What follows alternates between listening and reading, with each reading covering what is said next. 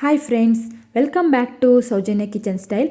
ಇವತ್ತು ನಾನು ನಿಮಗೆ ಕೆಮ್ಮ ಶೀತ ಜ್ವರಕ್ಕೆ ಒಂದು ಒಳ್ಳೆ ಮನೆಮದ್ದನ್ನು ತೋರಿಸ್ತಾ ಇದ್ದೀನಿ. ಈ ರೀತಿ ಕಷಾಯ ಮಾಡಿ ಕುಡಿಯೋದ್ರಿಂದ ಕೆಮ್ಮ ಶೀತ ಜ್ವರ ತುಂಬ ಬೇಗ ಕಮ್ಮಿ ಆಗುತ್ತೆ.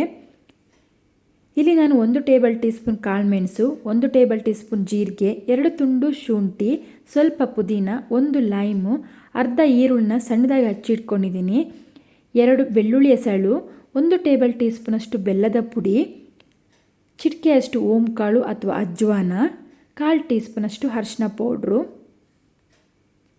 ಇಲ್ಲಿ ನಾನು ಕುಟ್ಟಣಿಗೆ ತೊಗೊಂಡಿದ್ದೀನಿ. ಇದಕ್ಕೆ ನಾನು ಜೀರಿಗೆ ಹಾಗೂ ಕಾಳುಮೆಣಸನ್ನ ಹಾಕೋತಾ ಇದ್ದೀನಿ. ಇದನ್ನು ನಾವು ಕುಟ್ಟಿ ಪುಡಿ ಮಾಡ್ಕೋಬೇಕು. ಈ ಥರ ನೀವು ಕಷಾಯ ಮಾಡಿ ಕುಡಿಯೋದ್ರಿಂದ ನಿಮ್ಮ ಕೆಮ್ಮ ಶೀತ ಜ್ವರ ಅಲ್ಲದೆ ಈ ಕಫ ಏನಾದರೂ ಕಟ್ಕೊಂಡಿದ್ರೂ ಕೂಡ ತುಂಬ ಬೇಗ ಕಮ್ಮಿ ಆಗುತ್ತೆ ಈ ಕಷಾಯದಿಂದ.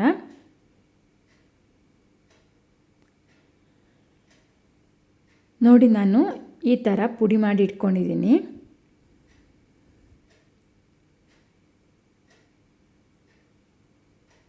ಇದಕ್ಕೆ ನಾನು ಶುಂಠಿ,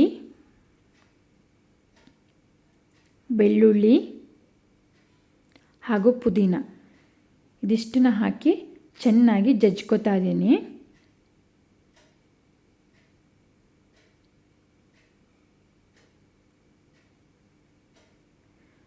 ನೋಡಿ, ಈ ಥರ ನಾನು ಸಣ್ಣದಾಗಿ ಜಜ್ಜಿಟ್ಕೊಂಡಿದ್ದೀನಿ. ಇವಾಗ ಇದಕ್ಕೆ ನಾನು ಸ್ವಲ್ಪ ಓಂಕಾಳನ್ನ ಹಾಕೋತಾ ಇದ್ದೀನಿ. ಒಂದು ಚಿಟಿಕೆಯಷ್ಟು ಓಂಕಾಳನ್ನ ಹಾಕಿ, ಓಂಕಾಳು ಅಂದರೆ ಅಜ್ವಾನ, ಇದನ್ನು ಹಾಕಿ ಜಜ್ಕೋತಾ ಇದ್ದೀನಿ. ಇಲ್ಲಿ ನಾನು ಒಂದು ಪಾತ್ರೆಯಲ್ಲಿ ಅರ್ಧ ಲೀಟ್ರಷ್ಟು ನೀರನ್ನ ಇಟ್ಟಿದ್ದೀನಿ. ನೀರು ಈ ಥರ ಕುದ್ದಾದಮೇಲೆ ನಾವು ಆವಾಗಲೇ ಪುಡಿ ಮಾಡಿಟ್ಕೊಂಡಿದ್ವಲ್ಲ ಅದನ್ನು ಇದಕ್ಕೆ ಹಾಕೋತಾ ಇದ್ದೀನಿ.